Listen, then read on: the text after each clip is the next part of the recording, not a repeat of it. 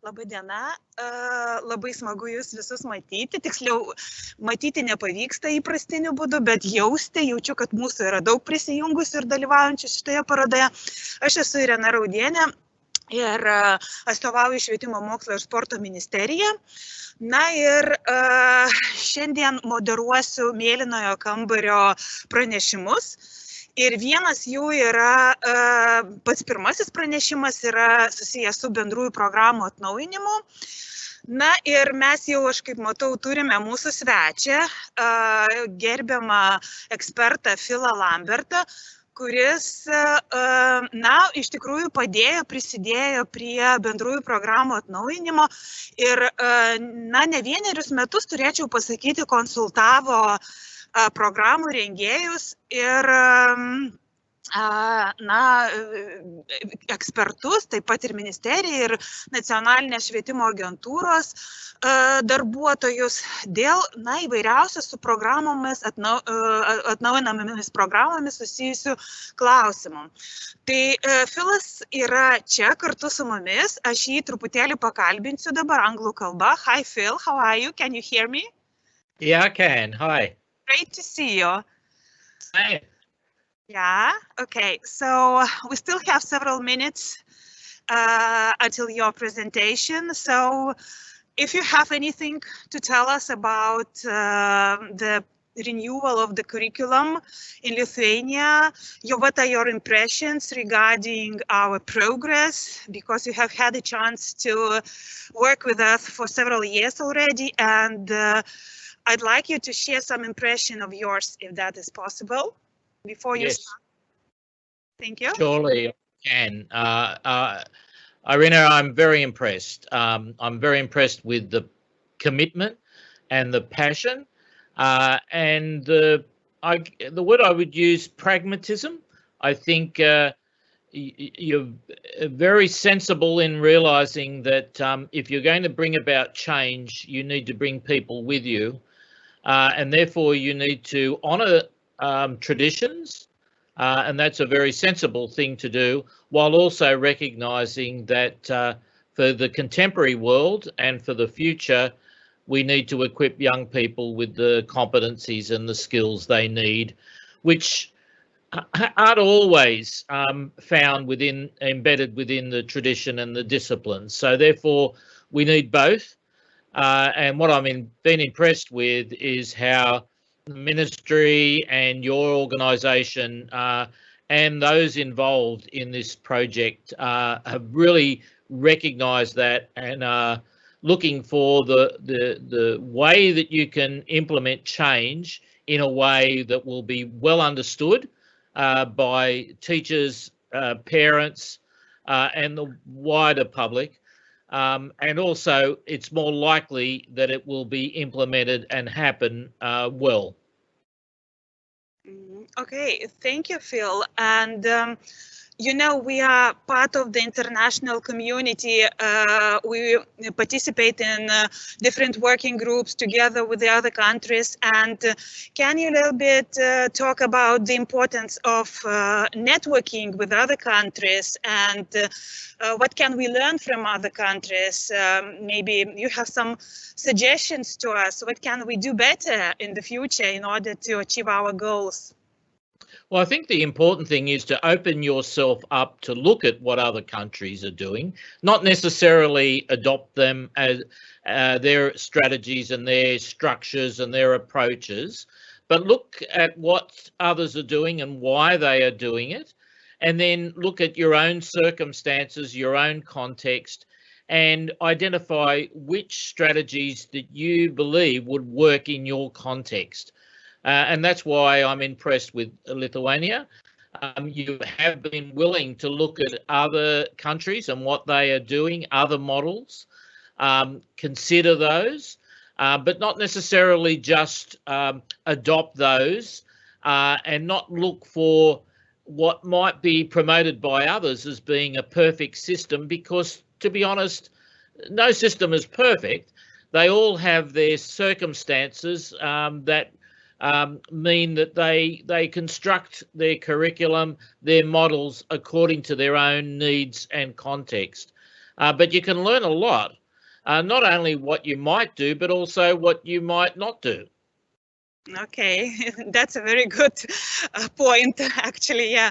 Okay, Phil, we still have some minutes, so maybe I'll turn to to other participants and before your presentation, and just remind them and present the speakers of this session that I'm going to moderate. So just a few more minutes, okay, for you to wait until your presentation. Tai gerbiami dalyviai, kaip jau supratote iš tokio trumpo anonso, šiandien mūsų šitame mėlynajame kambaryje kalbės mūsų ekspertas Philas Lambertas, kuris jau šiek tiek prisistatė ir anonsavo, apie ką jisai kalbės. Taip pat turėsime pranešimą apie tai, kas šiandien yra labai svarbu. Kaip supratome, nuotolinis ugdymas mus visus kaip ir išmokė gyventi šiek tiek kitaip ir ypatingai tas būdinga mokykloms ir mokytojams, nes jie visiškai pakeitė savo įprastą darbo ritmą ir formą, ir tas nuotolinis mokymas ir technologijų naudojimas iš tikrųjų tapo kasdienybė. Tai ši paroda, kaip žinote, jinai iš tikrųjų visada buvo skirta inovacijom, tai šį kartą kaip niekad tai tampa labai aktualu. Ir mes turėsime pranešimą apie tai, ką vyriausybė ir ministerija yra numačiusi, kaip padėti, kaip stiprinti, kaip pagelbėti mokykloms, mokytojams, būtent dėl dar labiau sustiprinti jūsų kompetencijas ir pasinaudoti galbūt lėšomis skirtomis skaitmeniniam turiniui įsigyti, atsinaujinti technologijas. Tai mes turėsime pranešimą apie tai. Taip pat turėsime pranešimą apie tai, kaip iš tikrųjų keičiasi klasės praktika, tai, ką aš minėjau nesenai, ką rodo duomenys iš pamokų stebėjimo, kaipgi kinta ta kasdienė praktika, ir taip pat pranešimas apie verslumo ugdymą, praktinis labai pranešimas, kuris irgi bus labai, manau, naudingas ir tiesiog išgirsti. Ir taip pat dar vienas tarptautinis pristatymas, tai yra iš Europos mokyklų tinklo atstovės apie projektus skirtus STEM sričiai ir gamtos mokslų stiprinimui. Tai va, dabar dar mes turime šiek tiek laiko. Ir aš taip galėčiau pakviesti savo kolegę, gerbiamą daktarę Jolantą Navickaitę, Švietimo ir mokslo ministerijos bendrojo ugdymo departamento direktorę, prisijungti ir šiek tiek galbūt irgi dar pabendrauti su mūsų dalyviais. Aišku, labai sunku bendrauti vienpusiškai, bet Jolanta, gal kažką galėtum dar irgi pridėti ir papasakoti, kas dabar yra svarbiausia ir aktualiausia. Iš tiesų, laba diena. Labą dieną visiems, kurie prisijungia šiandien prie šios konferencijos, prie tradicinės parodos Mokykla 2020. Ir šiandien iš tiesų artėjant ir prie Litexpo rūmų, kuriuose paroda įprastai visą laiką pasitikdavo, visą laiką girdėdom šurmulį, besirenkančią švietimietišką bendruomenę. Dabar suprantam, kad visi kolegos, švietimiečiai, mokytojai, mokslininkai, ekspertai yra susirinkę prie savo kompiuterio ekranų, prisijungę prie šios parodos. Ir kadangi mes dar turim šiek tiek laiko iki suplanuoto gerbiamo eksperto Philo Lamberto paskaitos, iš tiesų turbūt verta pagalvoti ir prisiminti, kokie šie metai mums buvo ypatingi, galvojant turbūt ir apie pandemiją, ir apie iššūkius, su kuriais teko susidurti švietimui. Ir negana to, kad turbūt mes švietime sprendžiam dabar tas problemas, kurios yra aktualios dėl COVID infekcijos plitimo.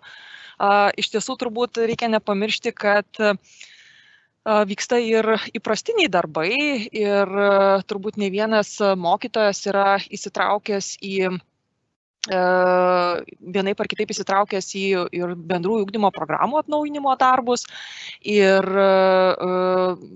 gali prisidėti tiek skaitydamas, tiek seidamas siūlymus, tiek aktyviai dalyvaudamas įvairių mokytojų asociacijų veikloje. Tai turbūt ruošiamės tiek tam įprastam ugdymo procesui, tiek galvojam apie tai, koks švietimas turėtų būti ateityje. Kas yra tas, pavyzdžiui, sakykime, kompetencijomis grįstas ugdymo turinys, kurį mes Lietuvoje šiuo metu kūrėme. Ir iš tiesų verta turbūt pasakyti, kad kalbant apie ugdymo turinio atnaujinimo darbus, kuriuos mes esam pradėję, tai turbūt pasirinkta mūsų strategija kalbėti apie kompetencijomis grįstą ugdymo turinį, ji nėra pasaulyje nauja. Iš tiesų, mūsų ir gerbiamas ekspertas Philas Lambertas mums tikrai talkino dalindamasis europinę patirtimi apie kompetencijomis grįstą ugdymą. Ir džiugu, kad mes tas turbūt naujausias idėjas galime adaptuoti ir švietimo sistemai, atnaujindami dabartinį mūsų ugdymo turinį. Ir aš tik taip paantrinsiu Jolantai turbūt, kad ir Philas visada, ir kiti ekspertai visada pabrėžia, kad labai svarbu, kad tas programas ir tos pokyčius įgyvendintų ne tik keli ekspertai, ne tik tai nacionalinės agentūros ekspertai, ne tik ministerijos žmonės, bet kad tai būtų visos švietimo bendruomenės įsitraukimas. Ir dėl to labai svarbu mums būtų jūs paraginti dalyvauti, teikti pastabas ir skaityti tuos projektus. Ir dabar irgi yra parengtas nauji bendrųjų programų projektai. Ir tie projektai jie prieinami įvairiais formatais ir aš manau, kad jūsų patogumui tai tikrai bus, jūs išsirinksite patogiausią formatą ir galėsite juos skaityti ir teikti pastabas, nes iš tikrųjų jūsų nuomonės yra svarbios. Galim atsakingai patvirtinti, kad tikrai programų rengėjai ekspertai labai atidžiai nagrinėja visas pastabas ir tikrai bandysime jas apibendrinti ir pateikti savo atgalinį ryšį, kai kurias pastabas, priimta, kodėl priimta, nepriimta, pagrįsti, kodėl tai nepriimta.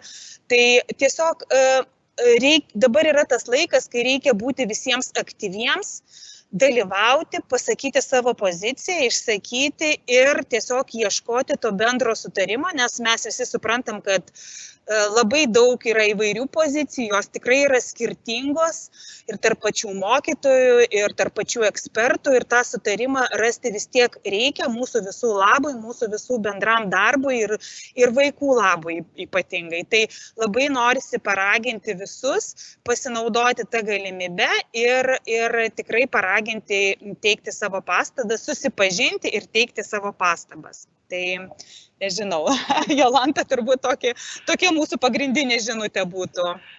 Tikrai taip ir iš tiesų, kai daug kas klausia, tai koks tas mūsų ugdymo turinys, į ką jis yra orientuotas, tai turbūt labai norisi pasakyti, kad besikeičiantys yra vaikai,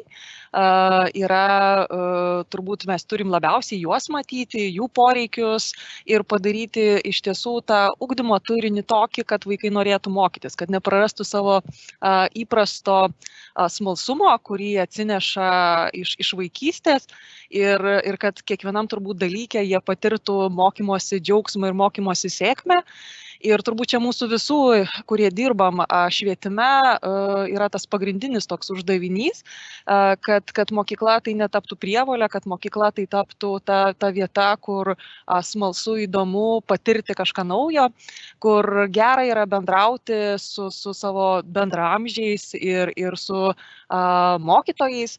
Tai iš tiesų gal šiuo metu ta epideminė situacija mums daug apriboja ir neleidžia, sakykime, patirti ir to, kad ir emocinio bendravimo su savo mokytojais, su savo bendraamžiais, bet tikrai vis tiek tikėkime, kad ta aplinka ilgainiui pasikeis.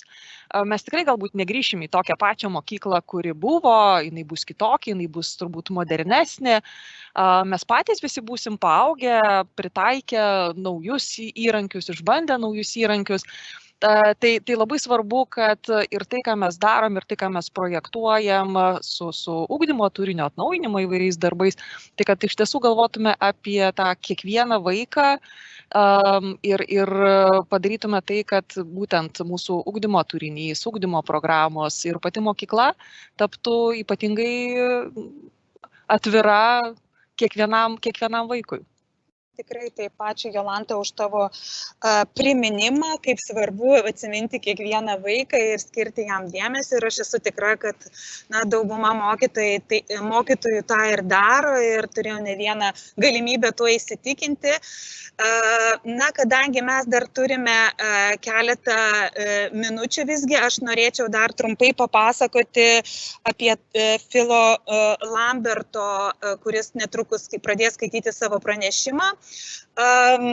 Tiesiog atliktą darbą kartu, tą darbą, kurį mes atlikome kartu, tai yra bendrųjų programų analizė, dabartinių bendrųjų programų analizė, kurią Philas šiek tiek pakomentuos jums savo pranešimo metu. Ir toji analizė iš tikrųjų buvo mums labai svarbi, nes, kaip žinote, tam, kad atnaujintume turinį ir turime žinoti, kas yra gerai dabartinėme turinyje ir ką reikėtų koreguoti, ką reikėtų taisyti. Tai šita analizė mums buvo labai svarbi ir Philas kartu su kitais ABPO ekspertais parengė metodiką, metodologiją ir mes dalyvavome keliose etapuose ir tie rezultatai iš tikrųjų mums buvo tokie atveriantis akis, kaip vis dėlto mūsų tas ugdymo turinys atnaujintas turėtų būti toliau kuriamas ir įgyvendinamas. O dabar aš jau matau, kad galiu pakviesti mūsų ekspertą pranešimui, tai tada, Phil, it's time for you to start your presentation. The floor is yours, or the screen is yours, as many people nowadays say. So you're welcome. Thank you, and good morning to everyone in Lithuania. I'm sad that I can't be there with you, but greetings from Sydney, Australia, and congratulations on the work you're doing in education. It's been a very difficult year, and I've heard from Irina and others about the challenges that you have faced and how you've met all those challenges. I'm going to share my slides here now, my presentation, and this is the talk I'm giving today on competency-based curricula, global directions and benefits arising for Lithuania. Global developments, global directions. What have been the responses from different countries? What have been the frameworks that they've used? What are the common themes across countries? What are the competencies that countries are looking at? What's the terminology they're using? Some of the local contexts in terms of what countries decide are going to be important priorities for them. I'm going to talk also about the OECD Education 2030 initiative that Lithuania is a key member of. I'm going to talk about what we call the E2030 competencies. CCM, that stands for curriculum content mapping, as we mapped across the curricula of different countries. And I want to talk about Lithuania and the findings from that CCM process, which I was involved with. And then I want to finish with just talking a little bit about reform logic, because this is what you are engaged at the moment. You're looking at reforming education, and that means a certain pathway to follow. And then we're going to finish with 10 minutes at the end for questions, and if you want to state comments or concerns. So there are global developments around a whole range of things and reasons for this. There's a change duality, rapid advancement and rapid obsolescence, what we call the Internet of Everything, where devices that we use are planned to be obsolete. So there's a constant change happening. We're transitioning from information to a new knowledge-based economy, what is called the Industry 4.0, all about knowledge and the new knowledge. There are reforms in workplace, new kinds of competencies. The business sector industry is saying we need people that have these kinds of competencies because they're global and they need to be able to relate in a global way. And we're concerned about the ecology, its destabilisation, resource depletion and the loss of biodiversity across the planet. We see revolutionary technological change, new forms of communication all the time. Of course, we've experienced that this year with COVID-19. There's substantial global inequalities, increasing gaps between the wealthy and the poor. Gene technology is refining relationships, what we call evidence, and how we produce things. There are benefits, but there are many ethical challenges as well. There's the instability of norms, things we took for granted, large-scale value changes, countries undergoing rapid change and having to deal with considering matters that they would not have had to before. New forms of violence, sadly, what we call the black swan, the unknown unknowns, and how we deal with them. And we sum all this up under the acronym of VUCA. It's a world that is volatile, unpredictable, complex, and an ambiguous world. This is a world we've created for our young people, and therefore our education has to equip them to be able to manage. These are the kinds of responses that we see across the planet. There's global interest in competencies, what we call 21st century competencies, a different kind of knowledge, skills, attitudes and values needed for this century. LinkedIn, which I imagine many of you are members of LinkedIn, it's the greatest recruitment mechanism now. It's a tool used, and one of their key economists is Guy Berger. He says hard skills vary based on the job, but soft skills are required for every job. So you can have a qualification, a technical qualification, but you also need the soft skills. You need to be able to collaborate. You need to be able to work in a team. You need to know how to communicate with different people. You need to know how to relate to people from different countries. And we now have PISA undertaking different kinds of surveys, not just literacy and numeracy and science as it's known, but collaborative problem solving, global competences in 2018, and critical thinking and creative thinking in 2021. So these are new skills and competencies that world organisations, they want to know how well their young people are equipped with these competencies. And there are different frameworks that have formed. The OECD Education 2030 Learning Framework. As I said, Lithuania is involved in this, the development of this framework. There's 36 other countries. There's UNESCO has its transversal skills. There's the US National Research Council with its deep learning and 21st century skills. And there's the P21 Partnership for 21st Century Learning. There's the European Commission with its new framework of competencies for lifelong learning. And the World Bank and the Korean Institute for Curriculum has looked at the ASEAN countries and the skills needed and being addressed across those 10 ASEAN countries. So what are the themes that we're seeing? So when I look across countries, I work with many countries, work in those countries to support them and look at their curricula, look at their vision statements, their goals and their aims. They're all saying very similar things. Their situations are different, but there are some large common themes.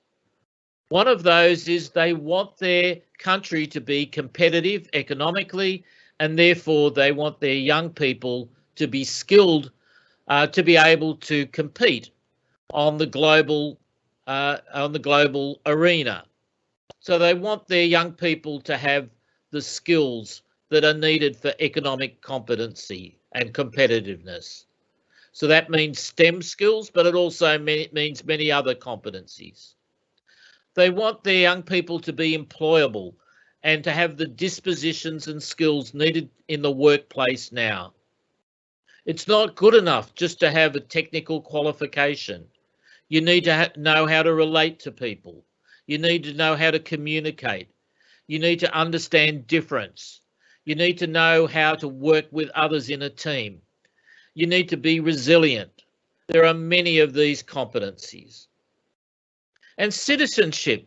Countries, because of the circumstances, the changing nature of their populations, they want their young people to be good citizens. They want them to have an identity related to their country. And for a country like Lithuania, that means not only in terms of Lithuania, but what does it mean to be European as well?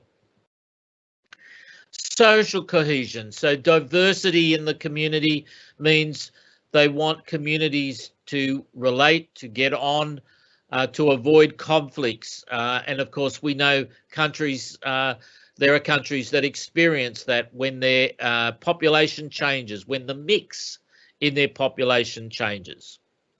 And they want young people to have the personal and social characteristics to be lifelong learners and to be able to not just survive, but thrive, to be resilient, to be able to persevere, to be able to know what a good relationship is, to be able to form good relationships and sustain them, to respect people.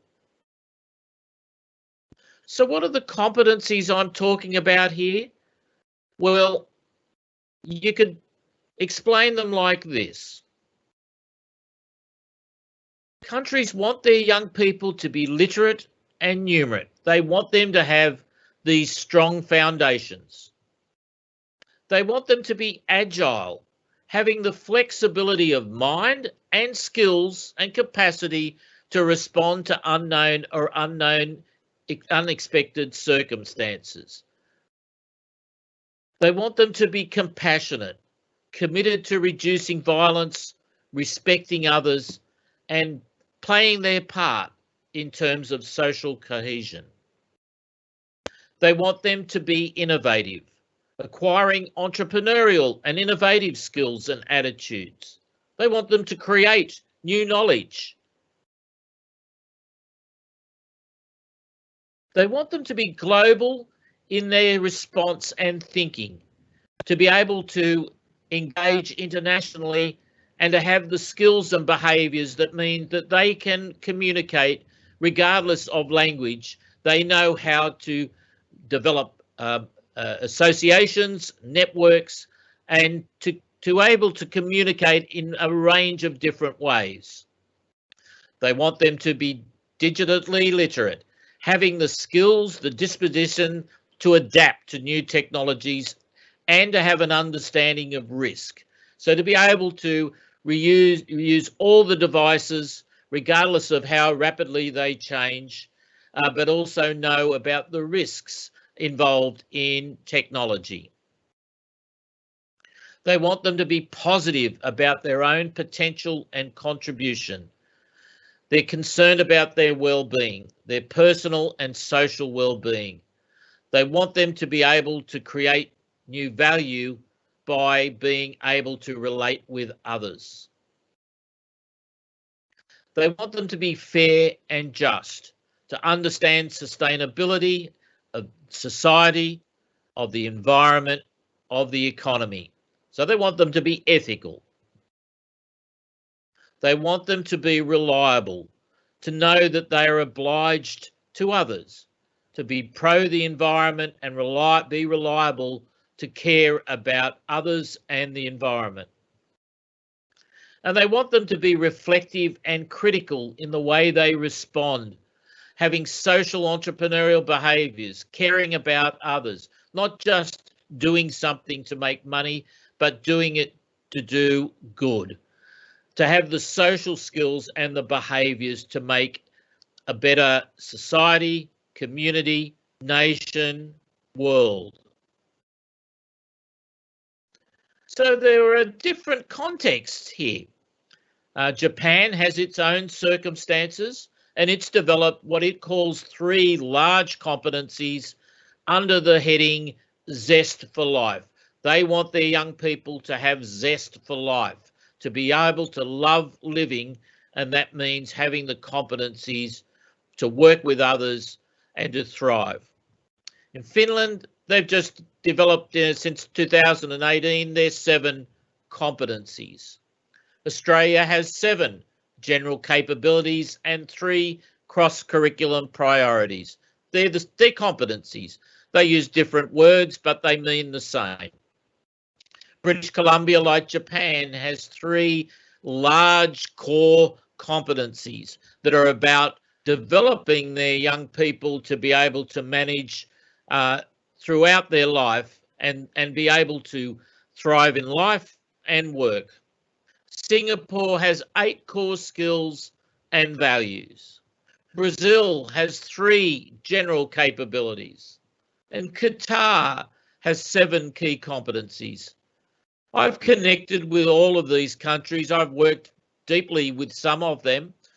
And what I've learned from my engagement with all of them, they, regardless of where they are in the world, they have their own situation, their own priorities, but they are identifying these core competencies that they want their young people to acquire.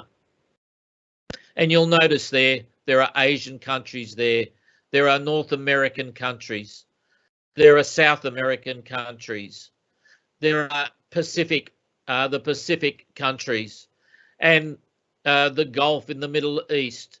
So regardless of where we are, Europe, of course, there too, Scandinavia, regardless of where we are, every country is looking to identify what are its competencies, and Lithuania has been doing that as well.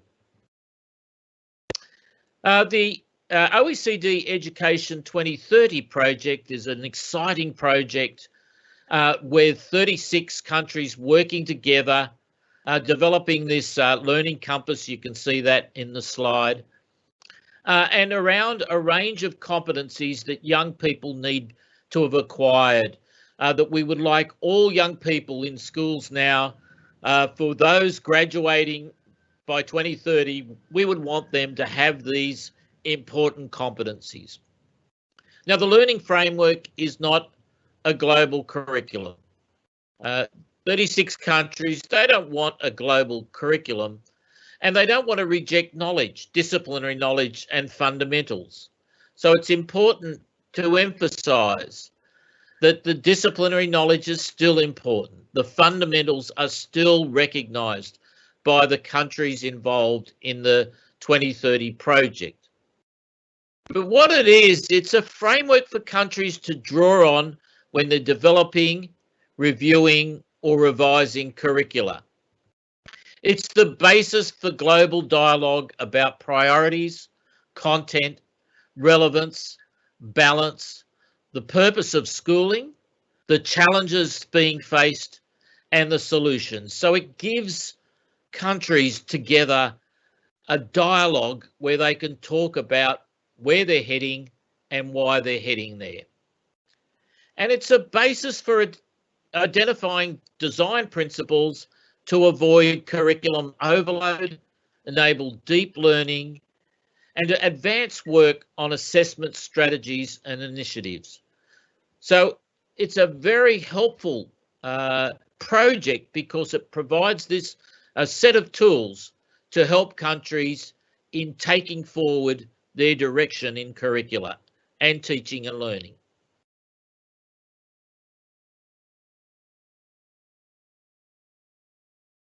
Here are the competencies. So foundational literacies, we've got 29 overall. There's literacy, ICT literacy, physical education, health literacy, numeracy, data literacy. And we have knowledge, skills, values and attitudes for 2030, cooperation, collaboration, critical thinking, problem solving, self-regulation, self-control, creating new value, empathy, respect, persistence, resilience, trust, learning to learn or metacognition, and new concepts for the framework: student agency, co-agency, responsibility, and resolving tensions. And we've developed what we call a competency cycle of anticipation, action, reflection, the AAR cycle, where we want young people to be able to anticipate both possibilities and also risks and be able to take action to either enable or to avoid, and then to reflect on their action they've taken. And there are compound competencies: global competency, media literacy, literacy for sustainable development, computational thinking, programming, coding, entrepreneurship, and financial literacy. So here we have a set of literacies. Can you imagine if every young person at 18 years of age leaves grade 12 with all of these competencies, how well equipped they will be for life and for work and for managing the complex VUCA world that they are in. So the CCM was a project where we mapped curricula. We looked to the curriculum and how we might map across different countries. I was asked to design the model for this and put this together to help the OECD. We mapped the competencies, those competencies. We involved 12 countries to pilot it. Lithuania was one of those countries. We did a pilot study, field trials, and a main study. We developed heat maps. I'll show you what they look like in a moment. And we did an analysis. Which countries, jurisdictions are targeting which competencies and how. So this was looking at the current curriculum, not a new curriculum, but the current curriculum in each of these 12 countries, just to find out, are these competencies already embedded in the curriculum? Are they identifiable? Are they targeted in any way? We look for strengths and areas that countries might consider for future development.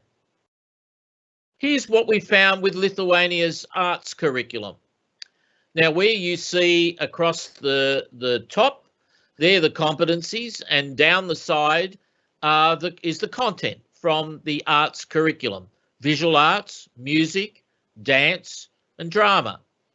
The last section there, you see some countries have media arts.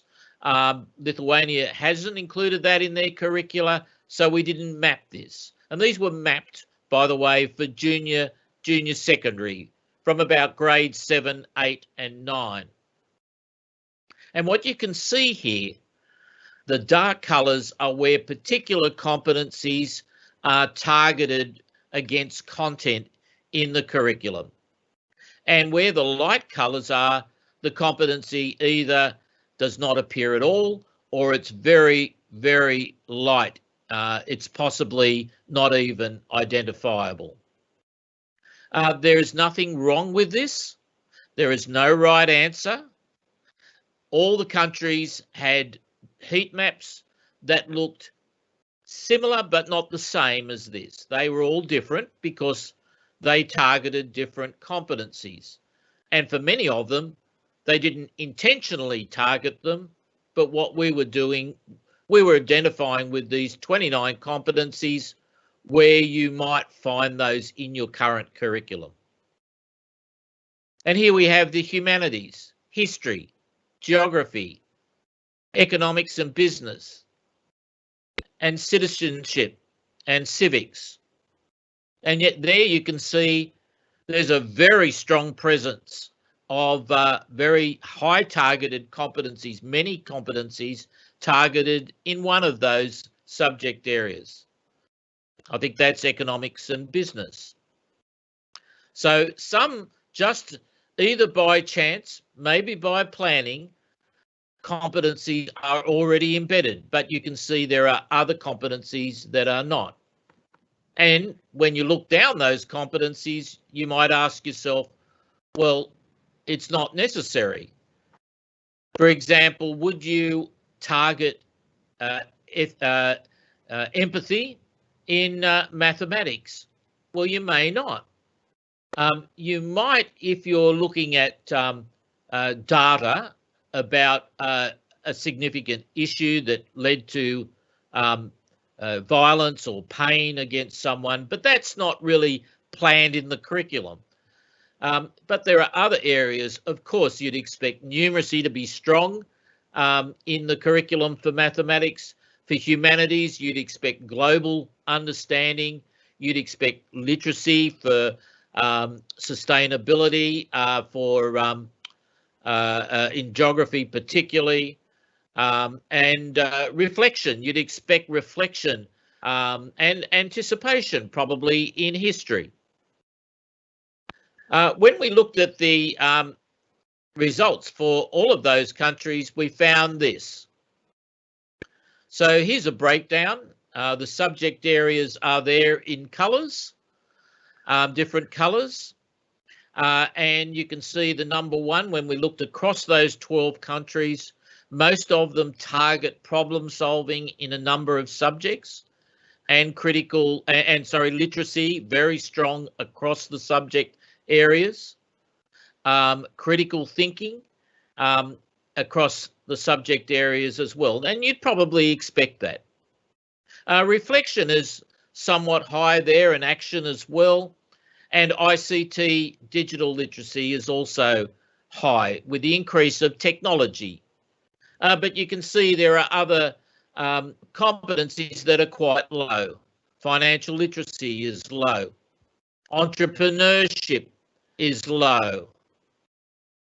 Persistence, resilience is low. And of course, these are interesting because some of the countries that have these low scores state these as their priorities. So this really tells them that even though they state something as a priority in the curriculum, it's actually not being addressed. And therefore, it's unlikely that teachers will address it. Okay, so just to look at Lithuania's findings, here are the graph for Lithuania. As you can see, problem solving quite high overall, critical thinking, literacy, student agency. Down here we have trust towards the end, computational thinking low, entrepreneurship low, persistence, resilience low, conflict resolution low, data literacy low. So these are areas where you might want to think about this as you develop new curricula. And by learning area, we can see it varies across these. So some of these areas are addressed strongly in some and not in others. So what did we find in terms of Lithuania and its observations. These are somewhat tentative, but we found that these are the areas highly targeted: literacy, critical thinking, respect, responsibility. These are the low targeted. So in other words, in your curriculum, literacy, critical thinking, respect, responsibility across the curriculum are fairly highly targeted. It's more likely that teachers will address these. The low targeted areas, creative thinking, getting students to think in innovative ways and not out of a regulated way. Global competency, understanding the world and how to relate to people of difference across the world. Understanding the movements and changes and complexity of the world. Entrepreneurship, how to be innovative, come up with new ideas, new value, how to think about a product and how one might solve a problem, not always for money, sometimes a social issue, and to be able to work through the solution. Computational thinking, financial literacy, being equipped to be able to deal with the changing nature of money in the world. And data literacy, being flexible and able to handle all kinds of devices. And being resilient, being able to handle difficult situations, knowing how to deal with them, having a disposition that says, I can manage this, I can get through this difficult situation. And trust, and that means really understanding, although you might have critical thinking and be able to identify bias, also knowing that we have to trust. We have to trust institutions. We have to hold them accountable, but we also have to trust that our system of governance is there as a structure to support society. So, here are some limitations. In a comparative sense, benchmarked against other countries, we found that there are gaps in what is taught in mathematics in the junior secondary years. That's grade 7, 8, 9. We found that knowledge transfer, an overemphasis on knowing about rather than knowing how to do something and how to work in a disciplinary way, there are issues there. And problem solving. There are problems, but not the high thinking and targeted in ways that enable students to acquire a range of strategies.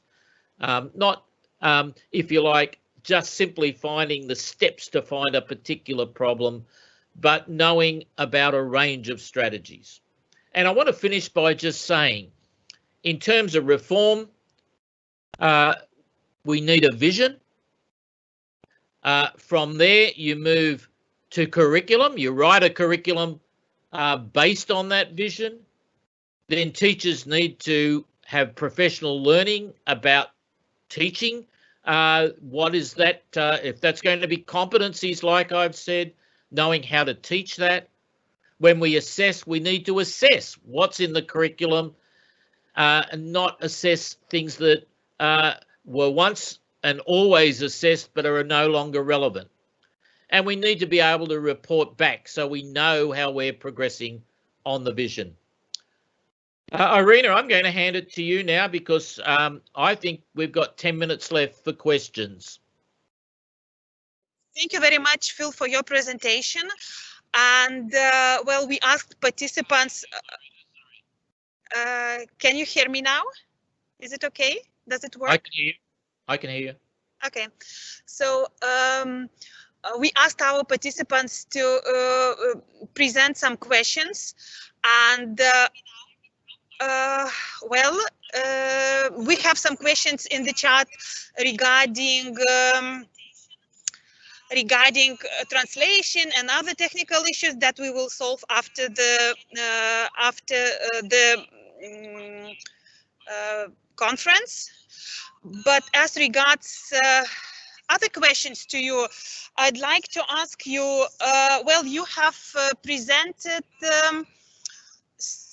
curriculum content mapping results, and this is analysis that we performed together with other OECD countries and participated in pilot study and in the main study, and well, we seem to follow the same tendencies as other countries. Am I right? As far as the mapping of the curriculum? Yes. Yeah. Yes. So in other words, as I said, there was no right or wrong answer.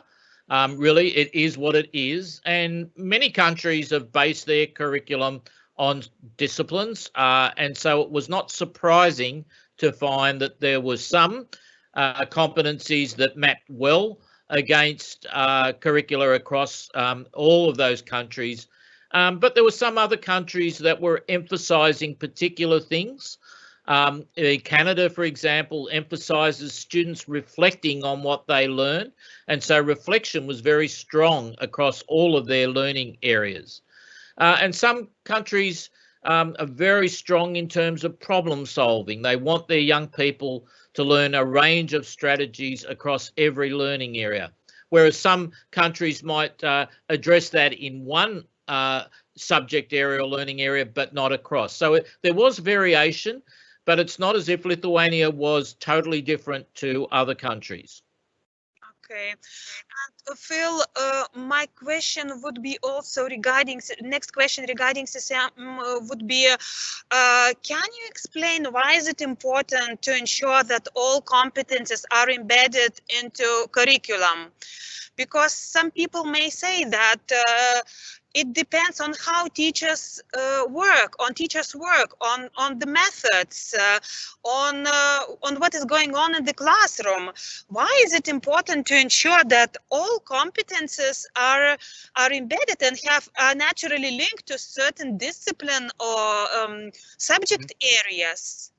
Yeah, well, I think one of the main point here is that the curriculum is a statement of expectation of what you would want your young people to learn and what you would expect teachers to be teaching. And therefore, you should expect, if you want these competencies to be learnt, that they're going to be identifiable in the curriculum. Many countries write curricula that in the front of the curriculum, they have their vision statement, their goals, and they talk about they want their young people to be critical thinkers. They want them to be global. They want them to be able to communicate well. They want them to be able to be collaborative. But when you actually look at the curriculum, you can't see it there. So what they're actually hoping, not expecting, I think, hoping that the teachers will actually know how to teach those competencies and that they will actually do it. And of course, what you find is some do, some don't. And of course, it's therefore a matter of chance.